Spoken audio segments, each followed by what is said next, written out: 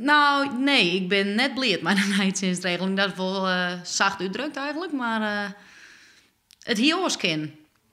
Studente Helene Hoek uit Hantemhuizen is een van die ontevreden buspassagiers. Alle dagen komt ze om kwartier voor 4 van bed af om na een fietstocht van 15 minuten de bus van Jelvenzaan in Hantem te helpen.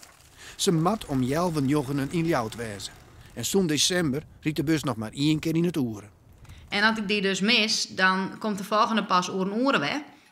Ja, ik ben heel afhankelijk geworden van het IMB-vervier. En dat is al jaar zoend de nijtzinsregeling van Arriva? Ja, dat is zo'n de nijtzinsregeling, ja. Want hoe wie het oors?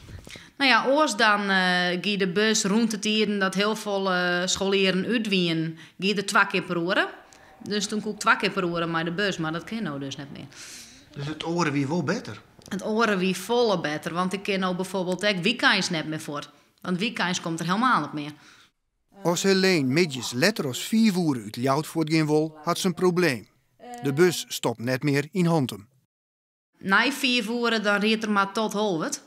Dus dan zou mijn mammy eventueel ophellen moeten, want dan stik ik daar in Holwert. Kinderen zijn volledig afhankelijk van hun ouders geworden om opgehaald te worden of uit Holwert of uit Dokkum. Want ja, s'avonds op de fiets terug om 11 uur of zo, dat vind ik geen optie. Het is hier stikdonker en dan zo'n meisje alleen op de fiets, vind ik geen optie.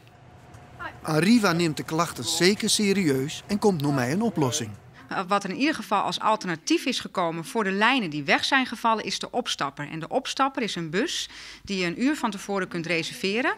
En die aansluiting biedt op een overstappunt van een dienstregelingsrit die gereden wordt.